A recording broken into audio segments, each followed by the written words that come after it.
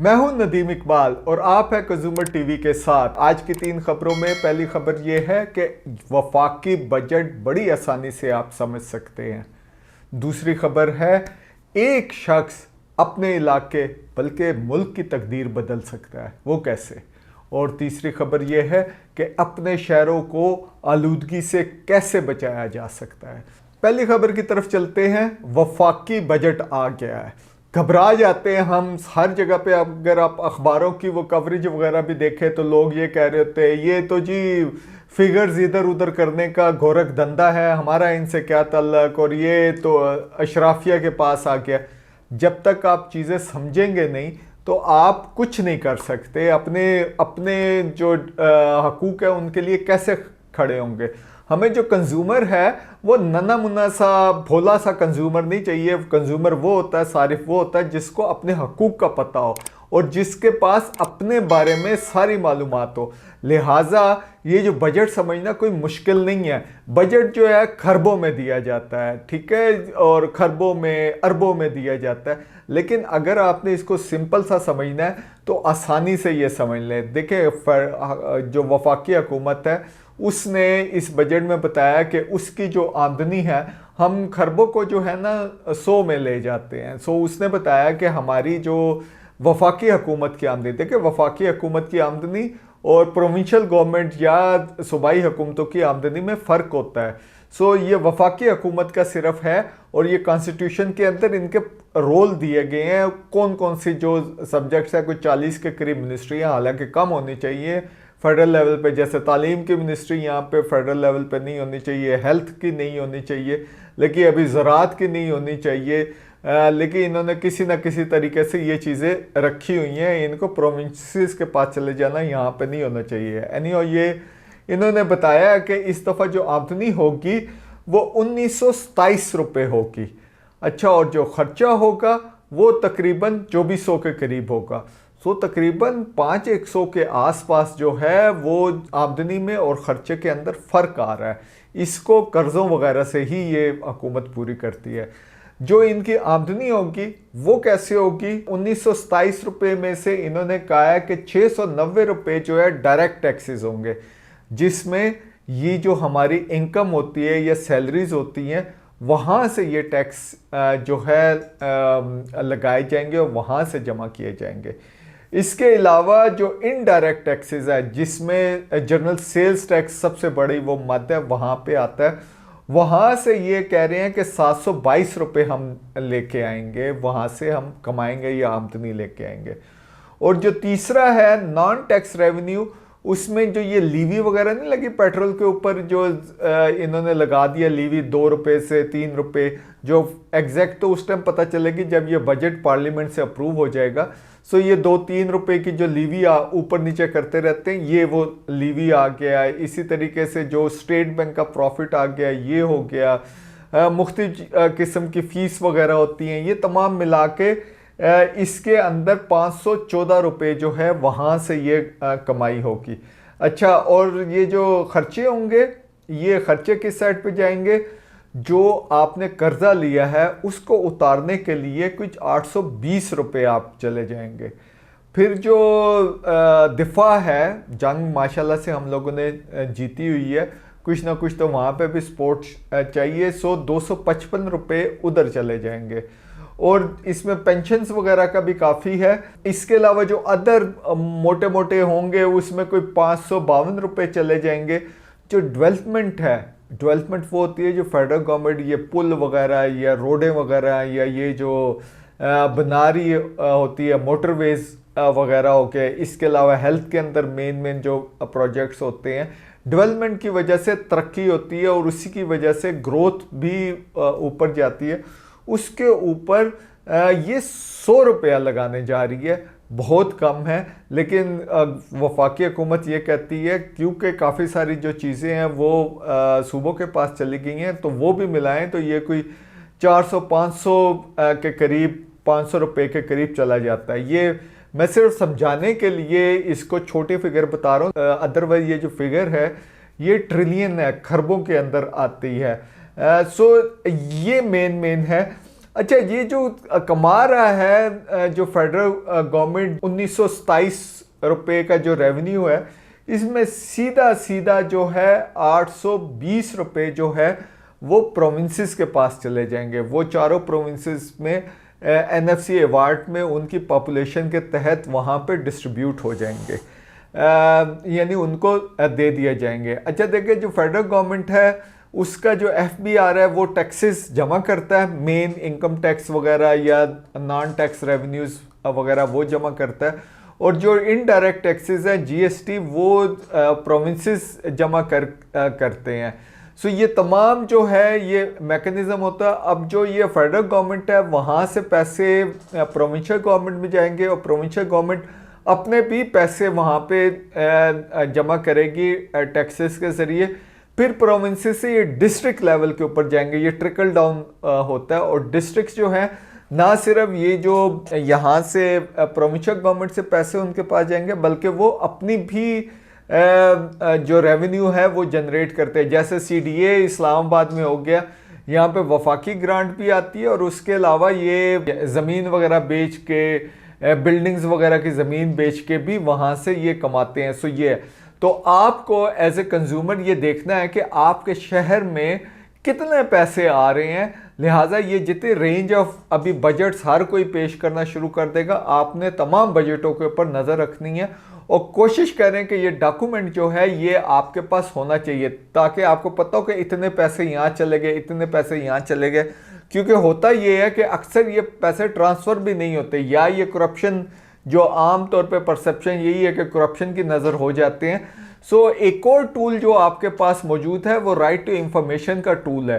सो आप किसी भी डिस्ट्रिक्ट में, डिपार्टमेंट में ये जो इंफॉर्मेशन जाती है और वहाँ पर ये जो बजट जाता है, ये अगर आपके पास हो तो आप ही राइट टू इंफॉर्मेशन के अंदर ये रिक्वेस्ट डाल के ये पूछ सकते हैं कि ये पैसे गए किधर और ये मुझे क्यों नहीं नज़र आ रहे यहाँ पे। लिहाजा ये बजट देखें, डॉक्यूमेंट अपने पास रखें, प्रोविंशियल भी रखें, फेडरल भी रखें, ये आज का वेबसाइट्स के ऊपर अवेलेबल हैं।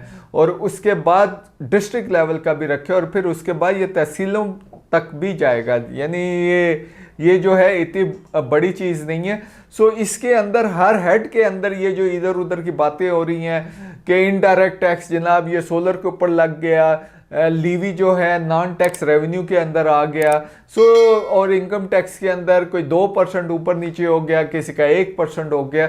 सो ये मेजर जो मैंने आपको चीज़ बताई है वो तो ये है मेन हेड से, और इसके अंदर ये छोटी छोटी चीज़ें होती हैं। सो बजट से डरे नहीं, बजट को अंडरस्टैंड करें और इसके अंदर इन्वॉल्व हो, इसकी इम्प्लीमेंटेशन में इन्वॉल्व हो। दूसरी खबर की तरफ जाते हैं। जर्नली ये समझा जाता है कि यार ये जो तब्दीली है ये एक बंदे का काम नहीं है, लेकिन एक साहब है जिनका नाम है हाशिम जदून साहब, ये एबटाबाद में रहते हैं और ये वकील हैं, और इन्होंने एक बंदे ने एफर्ट की है और इसकी वजह से काफ़ी सारी तब्दीली जो है वो आ गई है।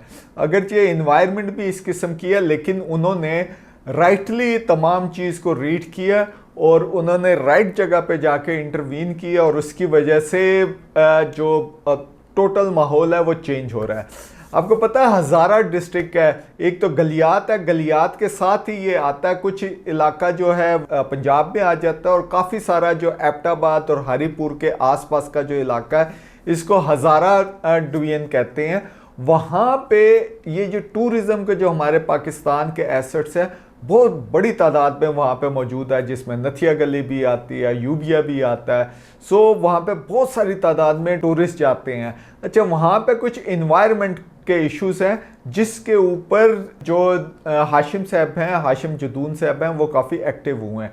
एक इन्होंने जो कंप्लेंट की, जो इन्वायरमेंट प्रोटेक्शन का जो लॉ है केपी का, खैबर पख्तूनख्वा का, उसके अंडर कोई 2022 में, और उन्होंने किया कि स्टोन क्रशिंग जो ये हज़ारा डिवीजन के अंदर लगे हुए हैं इसकी वजह से जो इन्वायरमेंट है वो ख़राब हो रही है। ना सिर्फ नॉइज़ पोल्यूशन आती है बल्कि वो डस्ट वहाँ पे होती है, एयर क्वालिटी जो है वो भी ख़राब हो रही है, और इसकी वजह से लोगों की सेहत भी ख़राब हुई है। सो वो ये लेके गए हैं, और इसका जो ओवरऑल कॉन्टेक्स्ट है, अभी रिसेंटली ही जो पार्लियामेंट ने जो पाकिस्तानियों को है right to environment as a fundamental right के तौर पे दिया, और ये बिल्कुल उसके साथ लिंक कर दिया जो राइट टू लाइफ के साथ है। सो ये जो है उसने टोटल इन्वायरमेंट की है। तो ये जब पिटीशन तो इनकी 2022 में थी, इनके हक में फैसला आया, और ये जो केपी है यहाँ पे कोई 900 के करीब जो है स्टोन क्रशर है। स्टोन क्रशर तो आपको पता ना, ये पहाड़ों के अंदर लगते हैं और वहाँ से ये बजरी बनाई जाती है, जिसको हम तामीरात हैं, घरों की तामीरात या कमर्शियल बिल्डिंग्स वहाँ पे यूज़ करते हैं। इस्लामाबाद में मार्गला हिल में भी किसी ज़माने में बहुत ज़्यादा क्रशर्स लगे हुए थे, और इसकी भी ये केसेस इस्लामाबाद हाई कोर्ट और फिर सुप्रीम कोर्ट में भी चले। अब वो मोर और लेस वहाँ पे बैन है। वहाँ पे भी जो केपी वाली साइड है, यानी मार्गला हिल की दूसरी साइड पे जाना, हरिपुर, ये मार्गला हिल्स जो हैं इसके बैक साइड के ऊपर ही है, वहाँ पे भी जो ये क्रशर्स हैं वो कहते हैं कि उनको लाइसेंस के तहत ये सारी चीज़ें कर रहे हैं, ये तमाम चीज़ें हैं, लेकिन जो अदालतें हैं वो आजकल प्रिकॉशनरी प्रिंसिपल के साथ चल रही हैं कि यार ये अगर किया नहीं है तो ये करेंगे, पोटेंशियल तो है, लिहाजा इनको ये तमाम जो इन्वायरमेंटल सेफ गार्ड्स हैं या वो जो बुलेट्स हैं कि किस तरीके से इन्वायरमेंट डिग्रेड नहीं करनी या उसको ख़राब नहीं करना, मसलन पानी ख़राब नहीं करना, मसला वहाँ की इन्वायरमेंट ख़राब नहीं करनी, हवा के अंदर कोई पोल्यूशन वगैरह नहीं डालनी, या उसकी वजह से गंद नहीं होना चाहिए। ये तमाम चीज़ों की इन्वायरमेंट इम्पैक्ट असेसमेंट रिपोर्ट्स बनती है, जिसकी बेसिस के ऊपर ये इंडस्ट्री वगैरह लगाई जाती है। और एक जो मेन डॉक्यूमेंट है वो नेशनल इन्वायरमेंट क्वालिटी स्टैंडर्ड्स हैं, जो 1993 में बने थे, और ये बाद में फिर 2010 में रिवाइज भी किए गए थे। अब होना तो ये चाहिए कि प्रोविंसेस अपने भी ये इस किस्म के स्टैंडर्ड्स बनाएं और इनको और स्ट्रिंजेंट करें।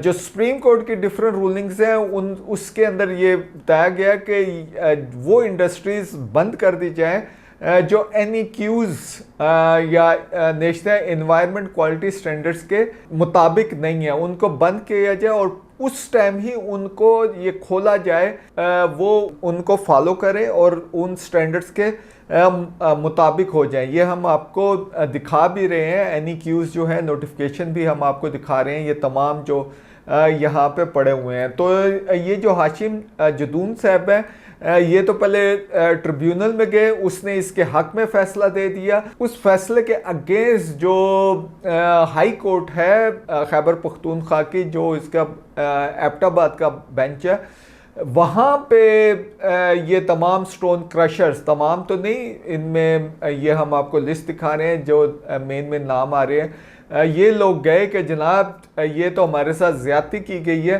तो उनकी जो पिटीशन है उसको रिजेक्ट कर दिया गया है। सो वन कंप्लेनेंट जो हाशिम जदून साहब हैं, वन कंप्लेनेंट जिन्होंने ये लेके चले हैं, और इतनी पावरफुल, जनरली ये समझा जाता है कि ये तमाम लोग जिनके बिजनेसेस होते हैं, बड़े बड़े बिजनेसेस होते हैं, ये बहुत पावरफुल होते हैं और लोग थोड़े डरते वरते भी हैं, लेकिन इन्होंने बड़ी स्ट्रेंथ के साथ इस तमाम चीज़ को परसू किया और इस्टेब्लिश किया, और अब ये केस ला इस्टेब्लिश हो रहा है और वाकई में इन्वायरमेंट की मूवमेंट आगे चल रही है। बाकी भी ये काफ़ी सारे केसेस लड़ते हैं। एक और जो इंटरेस्टिंग केस है जो वर्ल्ड वाइड फंड के ताउन से ये कर रहे हैं, नथिया गली के अंदर मैं पिछले दिनों गया था, वहाँ पे तो खुल के कंस्ट्रक्शन हो रही है और आपको रोड के ऊपर बजरी और ये वो, कोई तमीज़ ही नहीं है कंस्ट्रक्शन करने की कि यार आप हिली एरियाज़ के अंदर कर रहे हैं, जहाँ दिल कर रहा है वो कंस्ट्रक्शन है, डस्ट है, वहाँ पे वेस्टेज है, पोल्यूशन है, एवरीथिंग इज़ देयर, और वहाँ पे ये हो रही है। उसके ख़िलाफ़ ये इनकी पिटीशन गई हुई है और लेट्स सी कि उसका भी क्या डिसीजन आता है। लेकिन हम जो वाकई में सलूट करते हैं कि 1% can change the whole environment for the welfare of the society and of the people. तीसरी खबर की तरफ चलते हैं। आप लोगों ने सर्दियों में तो ये बिल्कुल देखा होगा कि पोल्यूशन का लेवल जो हमारे सिटीज़ में है वो बढ़ जाता है, ख़ास तौर पे लाहौर, वो तो कई दफ़ा जो दुनिया का मोस्ट पोल्यूटेड सिटी है उस लेवल तक भी पहुंचता है, फिर कराची, फिर हैदराबाद, मुल्तान और भी काफ़ी सारे सिटीज़ जो हैं वो इसके अंदर आते हैं। उस टाइम तो आपको नज़र आता है, लेकिन उसके अलावा भी बाकी सीजन के अंदर भी यहाँ पे प्रॉब्लम है। वर्ल्ड बैंक की एक रिपोर्ट आई है जिसका नाम है बैंकिंग ऑन सिटीज़, ये जो हम आपको दिखा रहे हैं, इसने बताया है कि ये जो लो या मिडिल इनकम जो सिटीज़ हैं, अर्बन एरियाज़ है, जिसमें तकरीबन 56 यानी more than 50% of the population वहाँ पे रह रही है और अभी भी ये ग्रो कर रहे हैं। अगर हम वहाँ पे इन्वेस्टमेंट करें, जो इन्वेस्टमेंट है वो तकरीबन पर ईयर 200 बिलियन डॉलर से लेके, ये टोटल है लो एंड मिडिल इनकम कंट्रीज़ के टोटल अर्बन एरियाज़ की बात हम कर रहे हैं। सो इनकी पर ईयर है 250 बिलियन डॉलर से लेके कोई 800 बिलियन डॉलर तक की अगर इन्वेस्टमेंट हो तो ये शहर साफ हो सकते हैं। और ये जो पेरिस एग्रीमेंट है उसका जो वो एक टारगेट है कि जो हीट का लेवल है इंक्रीज जो हो रही है उसको 1.5 डिग्री सेल्सियस से ऊपर नहीं होना चाहिए, तो वहाँ तक भी हम पहुँच सकते हैं। और उनका ये जो वर्ल्ड बैंक है उसके डिफरेंट सोर्सेज से उसने ये भी कंक्लूड किया है कि ये बेसिकली जो ये सिटीज़ की पोल्यूशन है ये 70% इसके अंदर कंट्रीब्यूट करती है। सो इन्होंने जो फ्रेमवर्क दिया है उसमें इन्होंने बताया है कि सबसे पहले तो लो कार्बन ट्रांसपोर्टेशन होनी चाहिए, जो जिसके ऊपर हमारे मुल्क में भी काम शुरू हो गया, ख़ासतौर पे इलेक्ट्रिक व्हीकल्स का इस्तेमाल ज़्यादा हो गया। और पब्लिक ट्रांसपोर्ट भी इस्लामाबाद में भी, लाहौर में भी और कराची में काफ़ी कोशिश की जा रही है कि ई बसेस जो हैं इसके ऊपर हो। So this is a good initiative, इसको और ज़्यादा एक्सपेंड करना चाहिए। पोल्यूशन फैलाने वाली या ये धुआं फैलाने वाली गाड़ियाँ तो यहाँ नहीं होनी चाहिए। बिल्डिंग एनर्जी ये है कि हर बिल्डिंग के ऊपर सोलर पैनल्स होने चाहिए। अगरचे हुकूमत ने तो वैसे बाय द वे जो इम्पोर्टेड सोलर पैनल्स है उसके ऊपर तो टैक्स लगा दिया है। आई डोंट नो हुकूमत क्या उसके ऊपर करना चाह रही है।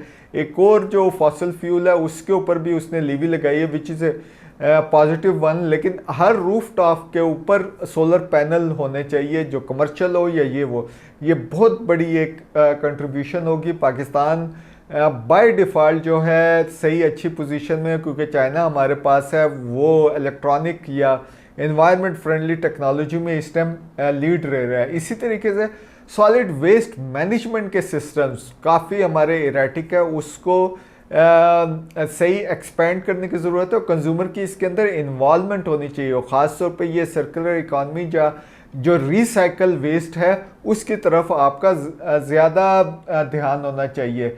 इसी तरीके से फ्लड प्रोटेक्शन मुख्तलिफ शहरों के अंदर तो जहाँ जहाँ है फ्लड्स वगैरह के हैं वहाँ पे नेचुरल मीन्स करके तो फ्लड प्रोटेक्शन को और जो है रीशेप करने की या उसको स्ट्रेंथन करने की ज़रूरत है।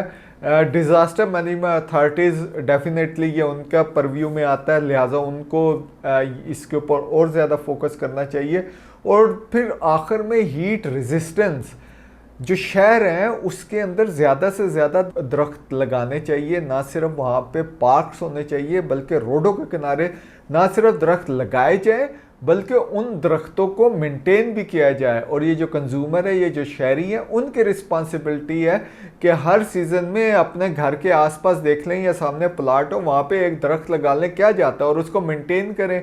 गर्मियाँ आ गई वहाँ पे ज़्यादा पानी उसको देना होगा, सर्दियों के अंदर वो जो है पानी कम देना होता है। सावन में तो पानी ना भी दें तो वहाँ इतनी बारिश हो जाती है कि वो पानी वहाँ पे उसकी इतनी ज़रूरत नहीं होती। इसके अलावा जो आपको वाटर टेबल है उसको भी इंटैक्ट रखना है, रिचार्जेबल होते रहना चाहिए। वहाँ पे मुख्तलिफ सोसाइटीज़ को चाहिए वहाँ पे तालाब बनाए जिसके अंदर ये जो बारिश का पानी है उसको स्टोर हो। आप अपने घर के अंदर जो है बारिश का पानी स्टोर करें, ज़मीन के अंदर लेके जाएं, ज़मीन में एक अलग टैंक बनाएं जो छत के पानी को वहाँ पे स्टोर करे, उस पानी से आप जो है पौधों वगैरह को वो पानी दें। सो ये तमाम चीज़ें वाटर हार्वेस्टिंग की आप करें। इसी तरीके से आपका जो हेल्थ सिस्टम है, इंस्टीट्यूशंस होने चाहिए, हॉस्पिटल्स होने चाहिए, वहाँ पे आपको दूसरे हेल्थ की फैसिलिटीज़ होनी चाहिए ताकि जो ये कमज़ोर आबादी है या जिसको वल्नरेबल पॉपुलेशन कहते हैं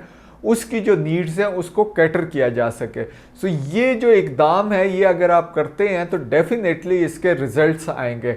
हर आपको शहरियों का या कंज्यूमर का ये एक बल्कि उसकी ड्यूटी है कि जो इस्लामाबाद में रहते हैं, कराची में रहते हैं या छोटे शहरों में रहते हैं, वो देखें कि क्या उनकी जो हुकूमत है, जो लोकल हुकूमत है, लोकल वैसे इलेक्शन तो हुए नहीं, ये भी एक बहुत बड़ा ये अजीब सी चीज़ हो रही है पाकिस्तान में कि लोकल गवर्नमेंट के इलेक्शन ही नहीं हुए। सो जहाँ पे भी लोकल गवर्नमेंट एग्जिस्ट करते हैं वहाँ पे देखें क्या उन्होंने जो फ्रेमवर्क बनाया हुआ है पोल्यूशन कंट्रोल का वो इसके मुताबिक है या नहीं है। और आपको फिर इसी तरीके से वो जो पोल्यूशन के जो लेवल्स चेक करने की जो टेस्टिंग होती है उसके ऊपर भी नज़र रखें। ये हम आपको NEQs के डॉक्यूमेंट्स दोबारा दिखा रहे हैं जहाँ पे आप देखें कि आपका इस लेवल के ऊपर आ रहा है या इससे ऊपर नीचे फ्लक्चुएट। अगर नहीं हो रहा, ऊपर नीचे जा रहा है, तो डेफिनेटली जाएं। अदालतें यहाँ पे खुली हुई हैं, वहाँ पे आप भी पब्लिक इंटरेस्ट लिटिगेशन में जा सकते हैं और कह सकते हैं कि मेरी जो राइट टू लाइफ है वो अंडर थ्रेट है। सो कोर्ट का भी प्रेशर जो है हुकूमतों के ऊपर पड़ेगा। बजट भी देखें उनका, हुकूमतों का क्या है, क्या उन्होंने कोई एलोकेशन की है, क्या काम कर रहे हैं। सो ये जो 5-6 पॉइंट्स थे वर्ल्ड बैंक ने ये आपको बताए हैं। देखते रहिए कंज्यूमर टीवी।